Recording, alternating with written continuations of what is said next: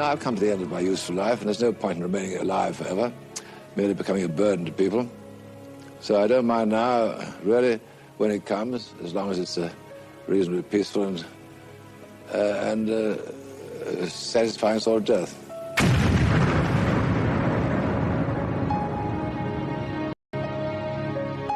The blast was so powerful that the rubber soles were torn away from the canvas uppers of the shoes.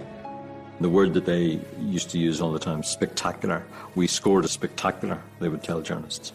And it was spectacular. It was an amazing event.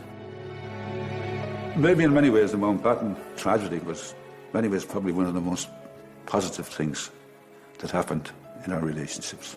And that seems an extraordinary thing to say, but you know, I mean, it was the beginning of something very positive. The remains of Lord Mountbatten, his grandson and Lady Brabourne were taken to Finner Camp.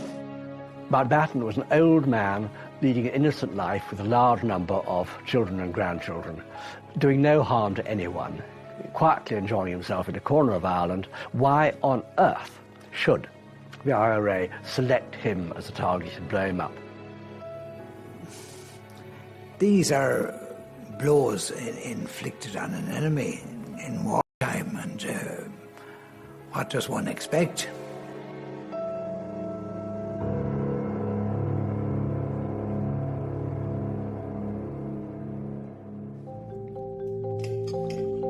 In August 1979, Lord Mountbatten of Burma was enjoying the final days of his annual holiday at his home on the west coast of Ireland. Classybourne came into the family through his wife. It was Edwina Mountbatten's family property. He didn't really go there very much while she was alive, but after she died, they began this practice of annual summer holidays in which the whole family, all the children and progressively more and more grandchildren would assemble. And he attached enormous importance to this. Every August, we all look forward to the fact that there would be a change in Mullaghmore. You'd have a pretty distinguished guest with a fairly large entourage who would visit the area every August. Shadow 5 was the focal point of their holidays, and they spent probably most of the time on the actual boat. He'd been coming to the Irish village of Mullaghmore for nearly 20 years. Despite the continuing violence just a few miles across the border in Northern Ireland, Mountbatten, a grandson of Queen Victoria, believed he was safe. I know it was much more intense, the security, but in August 79, there was just myself and a uniformed colleague on protection duty during the daytime. Throughout the 70s, the IRA grew more sophisticated in its attacks, and it was about to launch its most audacious operation yet. Its target, Mountbatten himself, the last Viceroy of India, decorated war hero, and mentor to Prince Charles. Under the cover of darkness, the terrorists had placed a 50-pound bomb onto the floorboards of Mountbatten's prized motorboat, the Shadow 5, which he kept moored in Mullaghmore. It was extremely well executed. It was easy to put a device into the boat the night before, unguarded and unattended. Lord Mountbatten was a much-loved and well-respected member of the royal family.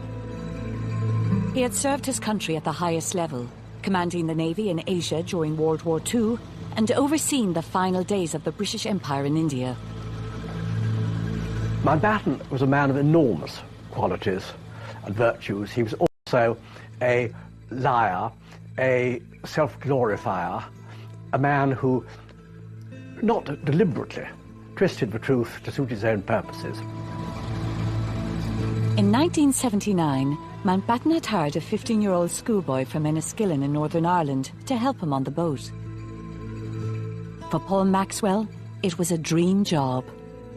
I mean, he just idealised the job, really. He thought it was just fantastic. And he used to I'd steer the boat out of the harbour in the mornings and so forth, and anyone watching, our Paul steer the boat, you know. Vaughan Castle has dominated the skyline over Mullaghmore. Built by a former British Prime Minister. During the 1960s and 70s, it was the ideal location for Mountbatten to escape the formality of life as a royal. Classybourne was for him almost a sacred place because it was the last redoubt in which a family could gather and lead a totally normal family life with no pomposity, no formality, and yet all the kind of hallowed observances which go with regular family holidays. I think without his life in Classieborne, his whole existence as a family man would have been immeasurably impoverished. The visits had become so regular that by the late 70s the royal party caused little disturbance to the sleepy coastal village, and the locals welcomed the employment that came with its arrival. I had a job at Classieborne Castle. I worked there every summer. A great man indeed, but at the same time he was very ordinary and natural person. He spoke with everybody. Everybody liked him. He always seemed to have people looking where he was. There was always interest in him, wherever he went. Lord Mountbatten's security was assessed by the authorities in both Dublin and London. But despite the continuing troubles in the north, neither government was aware of any specific threat and advised him he was safe to travel to County Sligo. We had no inhibition or anxiety at all because we knew that he was a very welcome visitor down there, and we were very anxious to ensure that he would always come back and welcome it. It was, after all, a family place. He was very, very ill-advised to be going there every August. What was he thinking about? And what were his security advisors thinking about? Lord Louis Mountbatten was Prince Philip's uncle, known affectionately as Dickie. He was a prominent member of the British royal family. Mountbatten was a central part, almost, of the post-war royal family. He, in terms of ranking in royal status, he was not particularly high, but they knew how loyal he was, how affectionate he was, and usually, on most issues, how right he was. And I do think he was greatly valued by everyone in the royal family. The Prince of Wales was extraordinarily close to Lord Mountbatten. He used to refer to him as his honorary grandfather and almost treated him as such, especially since he hadn't got a grandfather of his own. And he loved Mountbatten, he revered Mountbatten, he argued with Mountbatten, certainly, but he respected enormously Mountbatten's views, his opinions. He listened to him as he listened to nobody else. And Mountbatten was an extremely good influence in the Prince of Wales's life. From an early age, it was clear that Mountbatten would follow his father to serve his country on the high seas. He rose through the ranks, and during World War II, came to the attention of Winston Churchill, who spoke of his admiration for Mountbatten. Churchill admired courage, he admired enterprise, he admired imagination, and Mountbatten had all those in buckets. The personal high point of the war came in Singapore when he received the Japanese surrender. They needed somebody who was a bit flamboyant and who would raise the morale of what had been a rather depressed and beaten army. New Delhi airfield and the arrival of the Viceroy designate. It was because of this experience in Asia that in 1947 the then British Prime Minister, Clement Attlee, appointed Mountbatten as the Viceroy of India, a role that would test all his political and military skills. When Mountbatten arrived in March 1947, someone described India to be like a ship on fire in mid-ocean with ammunition in the hold.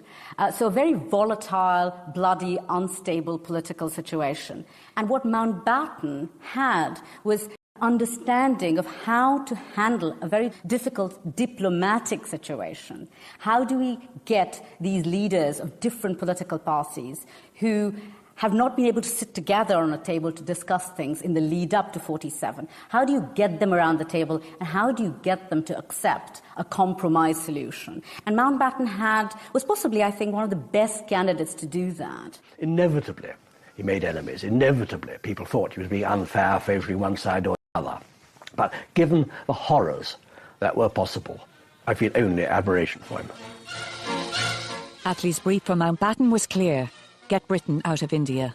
But the ideal plan of leaving behind a united continent quickly slipped away. And as the British withdrew, the mass migration across the new boundaries between India and Pakistan resulted in bloodshed. If you look at how partition came about, it was always going to be messy. It is impossible to expect that in the space of a few weeks, a subcontinent could be divided without rupture and bloodshed. But the scale of the bloodshed possibly took almost everyone by surprise. Little was Lord Mountbatten to know that just over 30 years later, in a different part of the world, he himself would become victim of the violence and bloodshed born out of another contentious border. By 1979, Northern Ireland was already into its second decade of routine violence and seemingly intractable conflict. You had this daily diet of violence. Nobody knew what was going on, and everybody kept saying, this is getting worse and worse. There was the famous phrase at the time was, this is going to get worse before it gets better. Despite the continuing violence in Northern Ireland all through the 70s, Mountbatten and his family continued to make their annual pilgrimage to Moore in the Republic of Ireland. Mountbatten knew that for him, a celebrity like him, with royal connections and a military background, he would consult the authorities in London. Every time they said, yes, of course, we accept the fact it is the fate, possibility of a risk, but we believe you could safely go. He so much wanted to go, in a way, that even if they'd been more discouraging, I think he might well have gone. But as it was, he did go with official blessing. Looking back with hindsight, it's absolutely extraordinary to think that a member of the royal family should, in the middle of a violent Republican campaign, should think that he would be safe and sound in holidaying in Ireland. I was aware of his presence there back in the very early 60s, 60 or 61, when I was in charge of the IRA. And an application came from a unit operating in West Fermanagh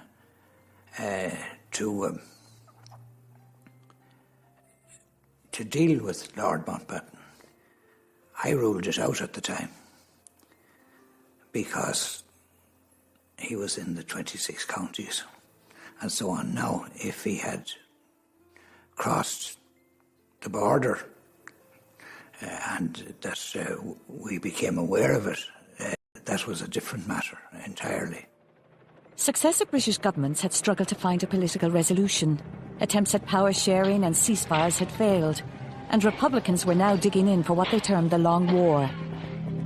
Then, in the spring of 1979, Margaret Thatcher was elected British Prime Minister. Where there is doubt, may we bring faith, and where there is despair, may we bring hope. Thatcher's not someone for whom Northern Ireland is a central issue.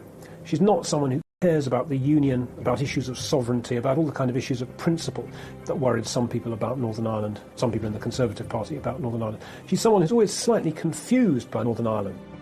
Margaret Thatcher had first-hand experience of the violence, losing one of her closest political friends, the MP, Éire Niamh.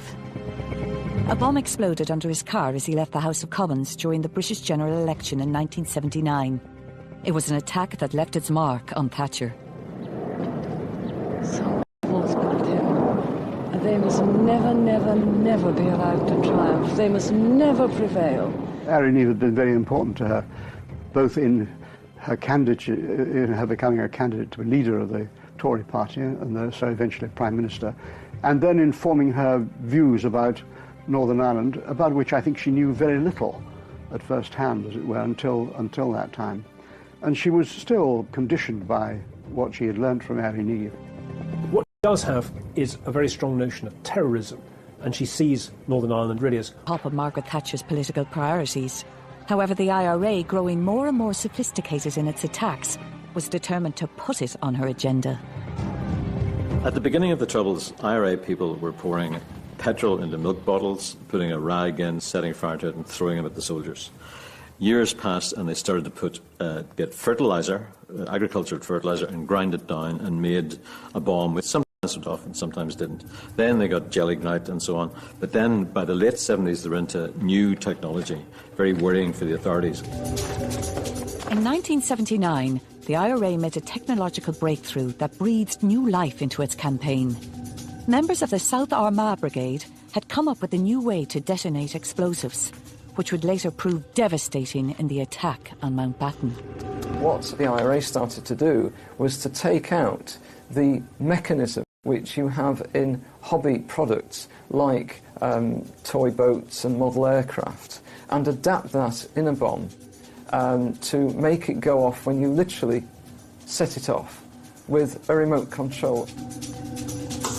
This particular method would set in train a whole new challenge for the British Army and the security forces in trying to counter what was highly skilled and highly technical way of setting a bomb off. Because this involved electronics, it meant that they'd come onto a completely new level of ingenuity and skill and training in being able to make such devices.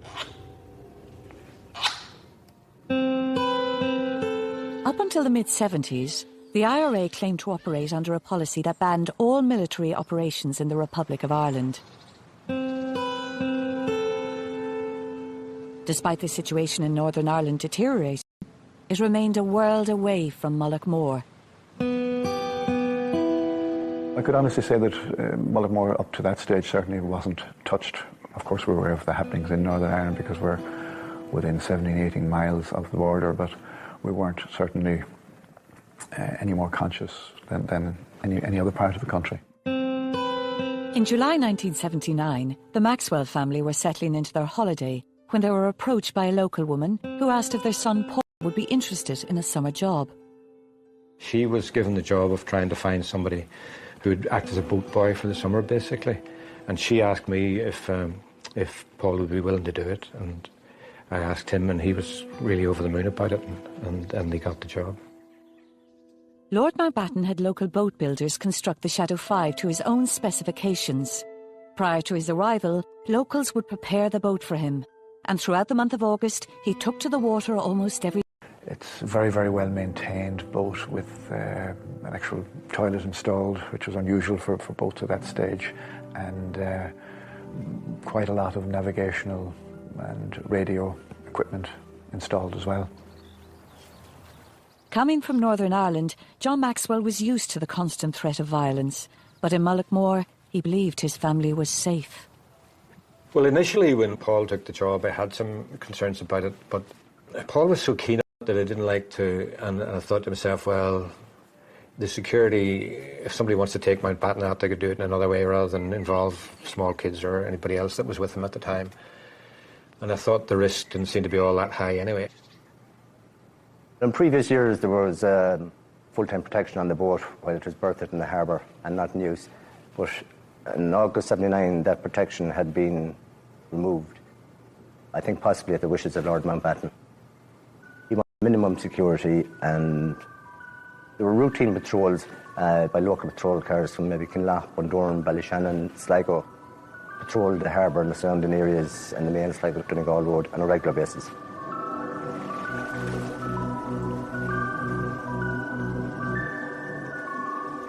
On the night of August 26th, the routine patrols failed to spot two men as they made their way out along Mullaghmore Harbour.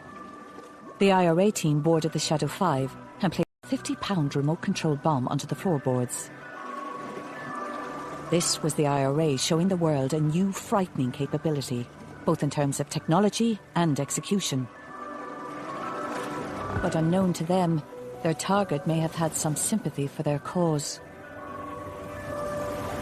The attack was laden with symbolism. Here was the IRA driving the British establishment out of Ireland through military might. However, with the passing of time, it has emerged that Mountbatten himself may have shared the political aims of his own assassins. It seems he had been quietly voicing hopes of a united Ireland, just as he had supported the independence of India more than 3 decades earlier. Lord Mountbatten said he wished me to know that he and Ireland's National Archives has turned up a letter written by a Dublin diplomat in 1972 after he'd spoken to Mountbatten about the Irish constitutional question. He was in no doubt where the Royal stood. They hope that this can be developed into a major advance towards the final solution. Reunification is the only eventual solution. If there's anything he can do to help, he he will be most happy to cooperate. Mountbatten was naturally liberal in his instincts. Whatever community he was in, he thought that I suspect that secretly he thought that the end, reunification, was inevitable. All I can say is I wish that Lord Mountbatten had spoken up about that. I'm very interested to hear that, as I haven't been aware of that up to this. But he should have spoken up, and it would have a certain impact at the time. And who knows, it might have changed or helped to change the course of history.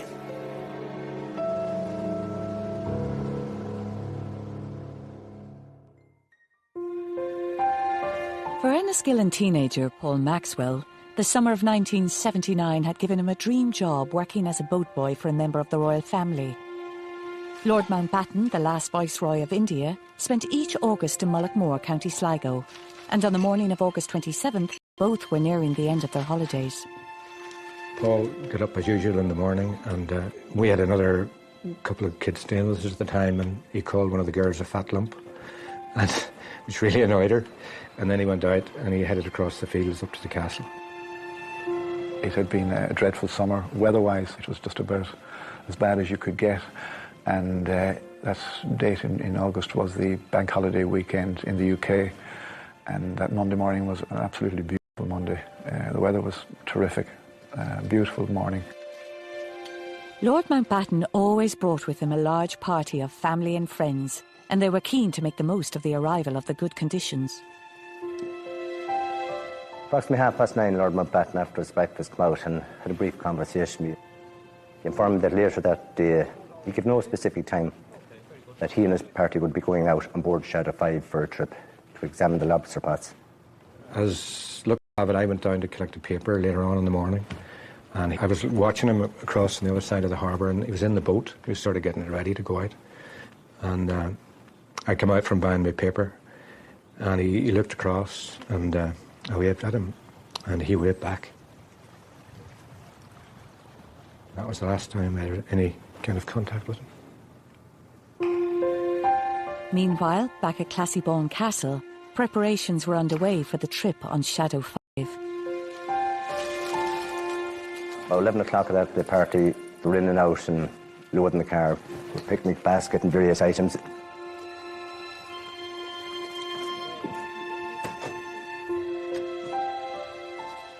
So they all bailed into the car and we headed for that. We arrived at the boat. The tide was quite low, so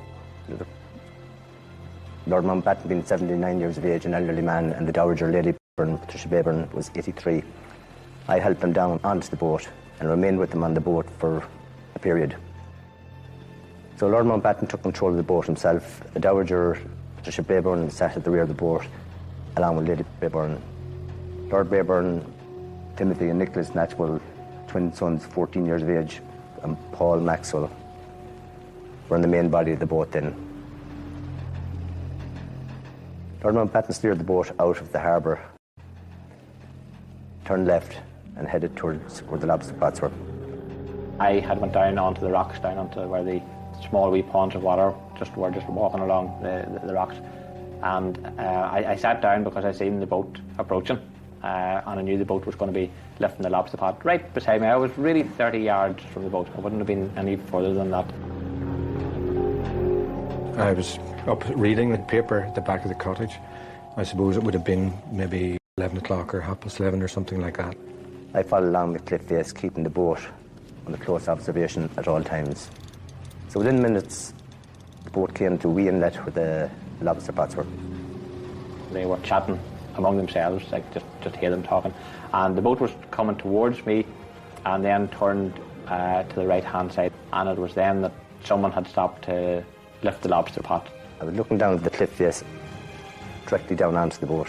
From what I can remember, there was somebody leaning over the boat to lift the lobster pot. There was an enormous explosion.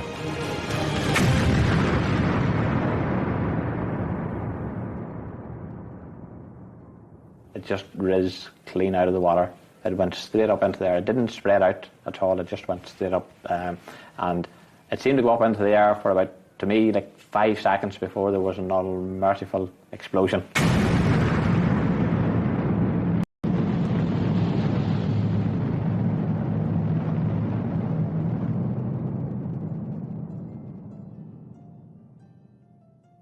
Blue-red flashes emerged. A massive, mushroom-like cloud of smoke came up in front of me. I was there. I don't believe this. This isn't happening. It hasn't happened. Yet I realised it had happened right before my very eyes. When the smoke settled, all I could see was debris, life belts, pieces of timber floating on the sea. The sea was still dancing. In a million pieces, basically. But people screaming in the water and shouting, and I just remember that very clearly, you know, the shouting and the screaming in the water. I kind of knew straight away that it was a bomb. And I jumped into the car, and there was a Garda there. And he confirmed that it was, you know, Mountbatten's boat. And I thought, gosh, nobody could have survived that. And I kind of lost the head to some extent, I suppose, for want of a better way of putting it, and thought to myself, I'll climb down this cliff face and I'll see if I can find any sign of Paul in the water. We had to hold him. The field was just on the edge of a cliff, and there was nothing but rocks below. If he had jumped, he would have jumped to his death. And he was so distressed. He could hear the shouts in the water too, not knowing, I suppose, if that was his son or who it was. And it was, you know, it was all very frightening. At that stage also, quite a lot of boats that had been in the vicinity of the explosion itself had gone to the scene, and they were starting to remove the survivors and the casualties from the water. I met a man on the harbour, and he said, there's some survivors of this, and one of them is Paul, and he's in the Pierhead Hotel. So I felt a fantastic sense of relief at that point, and ran into the Pierhead Hotel and went up and saw this boy lying. The twins, the Natchwell twins, were fair-haired, like Paul, and at first I thought it was Paul, but it turned out that it was Tim. And that was a huge letdown, of course, because then I had to start looking for Paul again. I went back down onto the harbour, and there was a boat there, and a man I know said that he had Paul's body in the boat. So I went onto the boat. Paul was just lying there, and his head was in a bucket of mackerel. And I picked him up, and his body was still warm. So I thought he might be alive, but he wasn't. Lord Mountbatten died instantly in the attack, along with one of his grandsons, Nicholas Snatchbull. Another member of the party, Baroness Brabourne, would die the following day from her injuries. For Mountbatten, if he had gone alone, it was just about the perfect ending. He was nearly 80, he knew he was growing old, he hated growing old. He was at sea, he was doing what he loved most. He was blown up at sea by Her Majesty's enemies. The tragedy was that these other totally innocent members of his family went along with him, and that would have obviously caused him the deepest regret. The transformation from early morning Mullaghmore to midday in the afternoon couldn't have been more stark. If a bustling, thriving little holiday village, little port, to a little village that had been totally devastated, an air of doom and gloom and disbelief and shock had enveloped Mullaghmore and its visitors. Whenever people were standing around the harbour talking about it afterwards, I was down in the middle of it, and I can remember telling people I saw what happened, you know. So I suppose at 14 years of age it was a big event for me, you know, and I was saying that, you know, I had seen what had happened. How did you know that it was Lord Mountbatten's boat? Because I was there in the harbour yesterday evening and I seen his boat and I recognised it. Well, there was a green with a white cab and I just recognised it was his boat. I knew that there was only Canada's boat in the harbour. I knew there was one.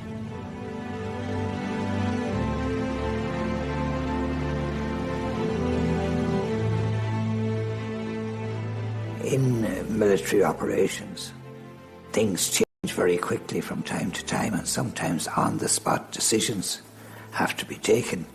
And I don't know what the decision-making process was in that regard. But I regret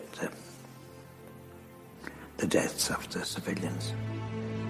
I went into the morgue and I had a closer look at him in the morgue. His body was covered up, so I didn't see the injuries anymore, but his face was little pock marks on his forehead. And I went to stroke his hair, but it was sticky with seawater and oil, and it wasn't a pleasant feeling. But I knew there was no going back from that point of view. I mean, he was clearly dead. And I went outside and I sat down and I cried for a long time.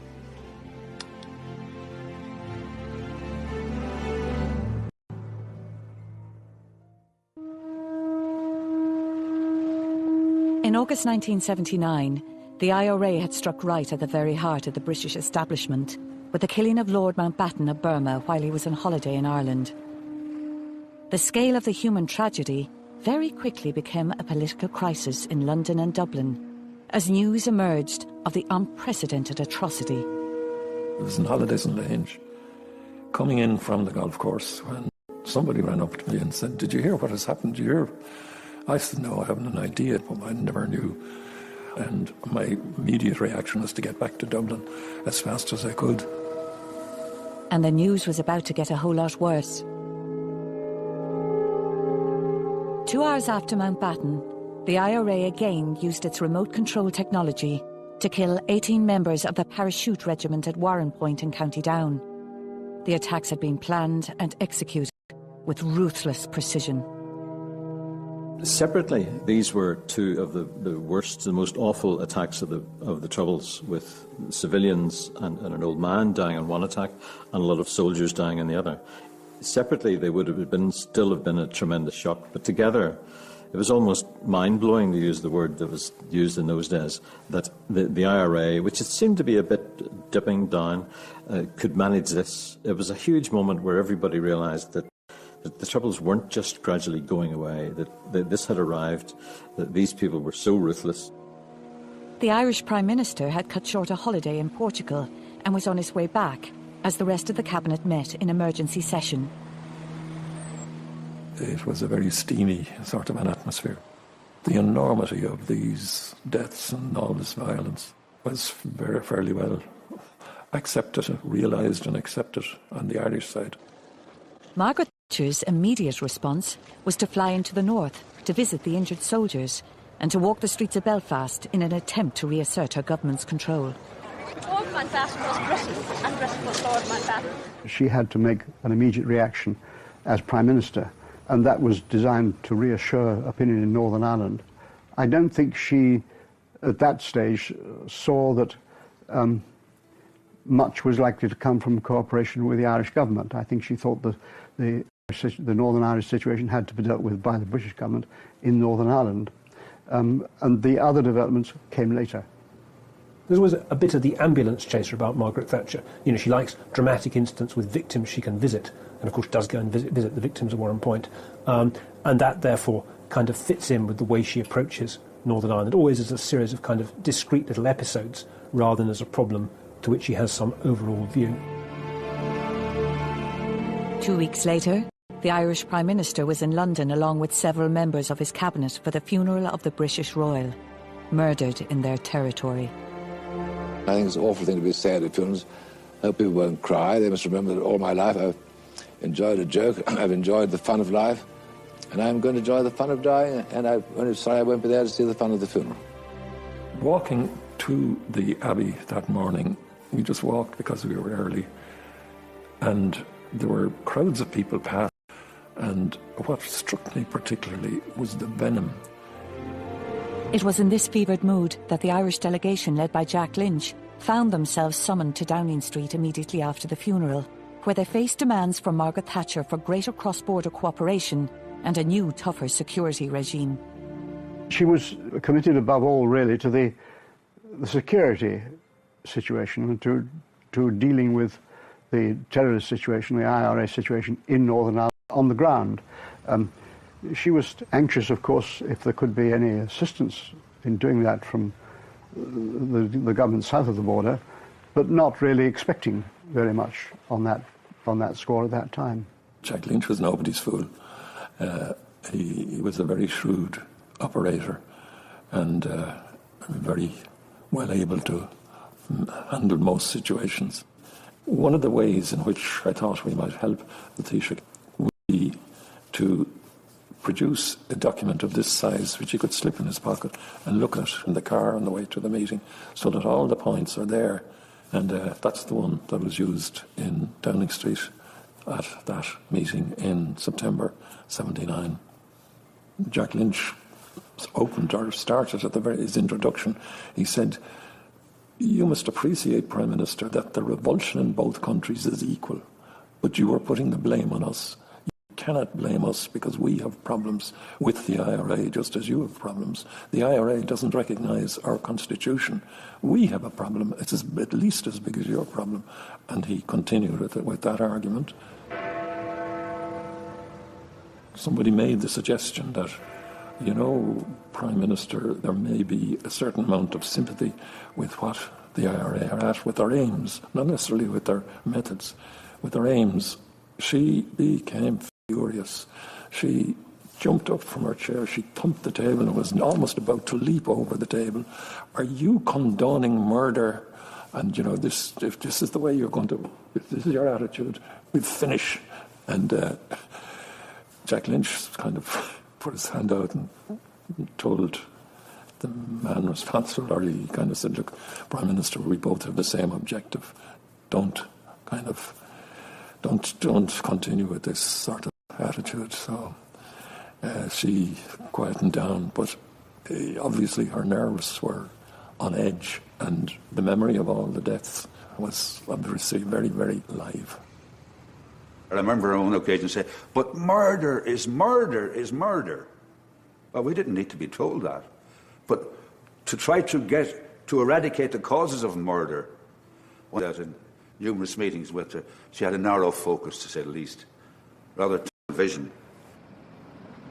Mrs. Thatcher's reaction was actually quite measured. You obviously had the panic and the anger of the first few days, but she didn't say, "Right, let's bring in a whole new package of security measures. Let's bring in more shock troops."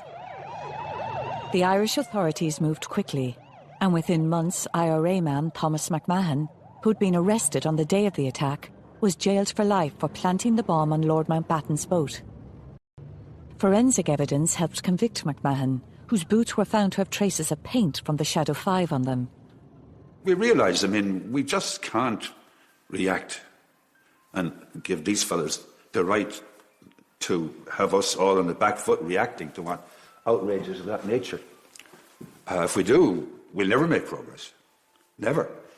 We might as well give up the business of government and say, "OK, you guys, come on, take it over." That wasn't going to happen. Never did. The political fallout of the IRA attack ushered in a greater understanding of the Northern Ireland troubles between both governments. Only a few months into her first term as Prime Minister, and having to deal with the assassination of a prominent member of the royal family and the massacre of 18 soldiers, Mrs. Thatcher began to realise that security measures alone would not solve the situation. Meanwhile, the Irish government had to deal with the fact that the IRA was operating in its jurisdiction at a worrying new level of ruthlessness. Maybe in many ways the Mountbatten story, Mountbatten tragedy, in many ways probably one of the most positive things that happened in our relationships. And that seems an extraordinary thing to say, but it was the beginning of something very positive. Mullaghmore stands alongside many other towns and villages of Ireland, whose very names are synonymous with the death and violence inflicted during the historical period now known simply as the Troubles. By killing a member of the royal family, the IRA brought international attention to the conflict. But it also heralded a new era of partnership between the Dublin and London governments. It simply never occurred to him that anyone would attack him at sea. So knowing that, you wouldn't just be attacking him, you'd be attacking other innocent people who are out with him, you'd be attacking children, you'd be attacking women, you'd be attacking a little Irish boy who always went out with the boat. It seemed to him unthinkable. It did the IRA's cause in this country no good whatever. That evaporated. I think I was somewhat ashamed. In fact, I was. Still feel a bit of that. Because we had developed a relationship. We were showing our maturity as a people. We had a confidence to engage with the British government, and not always in agreement. And then to see this happen, you'd have to feel somewhat ashamed. I did. Jack did. But I think our British counterparts understood that too. So it didn't damage our relationships at all. In fact, if anything, it would have enhanced our understanding of each other.